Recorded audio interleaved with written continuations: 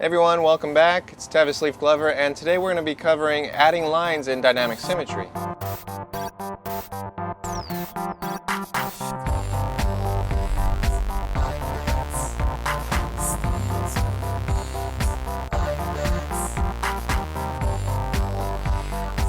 So a lot of the master painters use dynamic symmetry grids to compose and organize their canvases. For the most part, I'm going to show you how to squeeze out what you need from the dynamic symmetry grids, because you don't have to be locked into just the basic armature. You can develop it further to suit your needs. So I'm going to show you this in Photoshop, so let's get into that. Alright, so here we are in Photoshop, and I've got a blank canvas. This is the size of a 1.5 rectangle. It is a 4x6. So what I'm going to do is just place the 1.5 rectangle onto the blank canvas, and I've got an action created, but you can learn how to create that action in another video, and I'll link that for you. I'm going to convert this and create a new layer. So what a lot of the master painters did was they used dynamic symmetry, but they manipulated it in a way to serve their needs. So we can generate new lines from the intersection points of the grid. These intersection points are called eyes, and we can run lines across if we need to further manipulate the grid to our needs. This even includes intersection points along the edge where the diagonal meets the edge.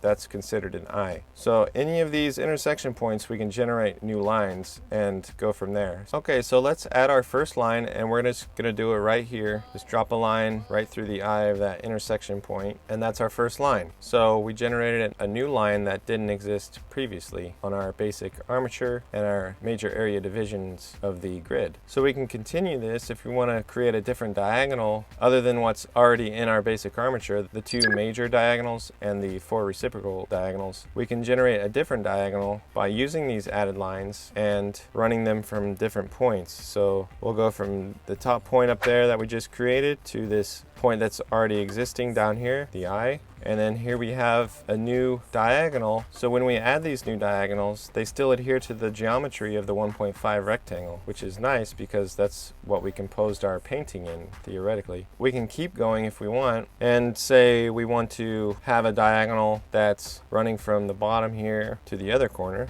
that's still adhering to the 1.5 geometry. So we can run an object along this line and have it cut off on this. Say we're creating a table or something. Let me give you a better idea, and then I'll show you examples. But say we're painting a table or a chair or an object inside somewhere. We can create these added lines to fit our geometry of the rectangle we composed within, instead of being just stuck with the major diagonals and the reciprocal diagonals. So these added lines can aid in our design to give us more flexibility and give us what we need for our design. So I'll just say this is the edge of a table.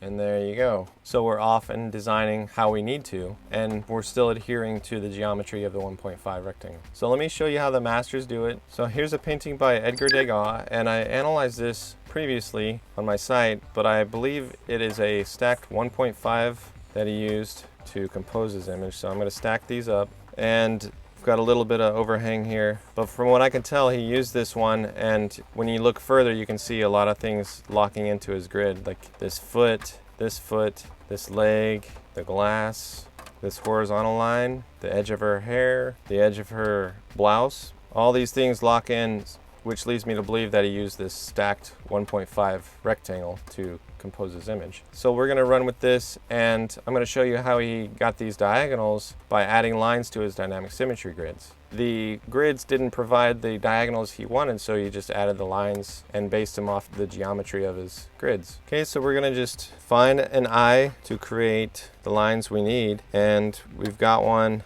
right here. We've got this eye, this intersection point right there. So we're going to run a line across that eye, and then we're going to take this eye that we just created and run a diagonal up to another eye right here on the edge of the composition.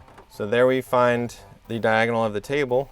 I'm going to add this black layer so you can see it better. Okay, so this next diagonal we can find by utilizing the eye on the edge, and then we've got an intersection point right here.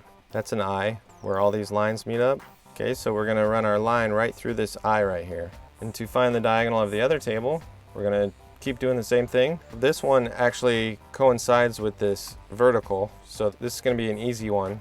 So there's our eye right here, and then the other eye is going to be up here. Okay, so let me just draw these out so you can see what I'm doing. This is a horizontal that's run through the eyes there, and then we've got another vertical that's running through the eyes right here, and then we just connect the dots, this eye to this eye, and we get the diagonal of this table. So that's how you can further develop your dynamic symmetry, by just adding lines. Okay, so let me take a look at another one. This one's designed in a root phi, so let's put our grid on there. Turn on our black layer so we can see this better. We can see a prominent diagonal in this one, and it doesn't match the diagonals in our grid, so what we do is we just add lines, and we can even parallel the added lines. So this first one, the major diagonal here on the table, if we connect this eye to this eye, we get a diagonal that parallels the table. So that's the diagonal you use to parallel the table. And if we continue to run different diagonals through these eyes, we can see how he links up and radiates line from the corner up here. So if we run a line from this eye down to this one, we can see how he's locking in the shoulder right here, the guy's eye, and then the corner of the door. If we generate a line from the same eye down to this eye, we can see how he's lining up the dominoes. It's the same exact diagonal of the dominoes. The point, the diagonal of his hand, see? The diagonal of his hand locks right in there. Let's see what else he has. And if we run a horizontal line through these eyes, we can see how this locks in the dominoes as well. The top of the glass, the lines in the saucer right here. Okay, so that's that. And then we have this down here. We can see this faint line. You can see this is already part of our major area divisions. If we multiply this, we can see it a lot better. But that's our line right there. And we can see how it's running on this diagonal. So Lautrec generated a line through this eye right here. So let's do that. And then we can see from this eye that's already created, we can run a diagonal up, and it's going to be the same exact diagonal as the table. So this one's the same exact way. We've already got a point there, and we've already got a point here, an eye. So let's just connect those, and we can see that that's the exact diagonal that he used. We can also run a line through this eye. Okay, run it all the way up, and we can see how it's locking in this edge of the table, and then this guy in the background, he's locked into it, his body and his face, and it runs up from that generated line. So that's that one. This one we have the same exact thing. I'm just going to show you real quick. This is two root 3s side by side, and if we generate a line from this eye right here, and then we run it up to the eye that's created here, this is an eye because it's on the edge right here. So we run that up, we're going to get the diagonal of this railing. We can even see this locking in really well right here. Look at this. That's without even added lines. Got this whole section locking in, and then this chair is locking in as well. So this was well designed to the root 3s side by side. All right, so that's it for adding lines to dynamic symmetry grids. I'm doing a lot more videos and articles on the site. This channel is basically focused on dynamic symmetry, mastering composition, gestalt psychology techniques, and it all relates to photography, painting, sculptures, even pattern work in tapestries, things like that. Let me know if you guys have any video suggestions. I'm open on Facebook. You guys can comment below, or you can private message me. Just let me know if you guys want to see something else, if you're stuck on something and you need a little bit further explanation, because this dynamic symmetry stuff is very complex, but it can be simplified if you have the correct explanation for it. So I'll help you with that if you need it. Until next time, thank you so much for all the support. I really appreciate every single one of you guys, all the likes and the comments and the visits to the site. And without you, I couldn't keep doing this. I really appreciate it. Thank you so much. Take care, guys. Bye.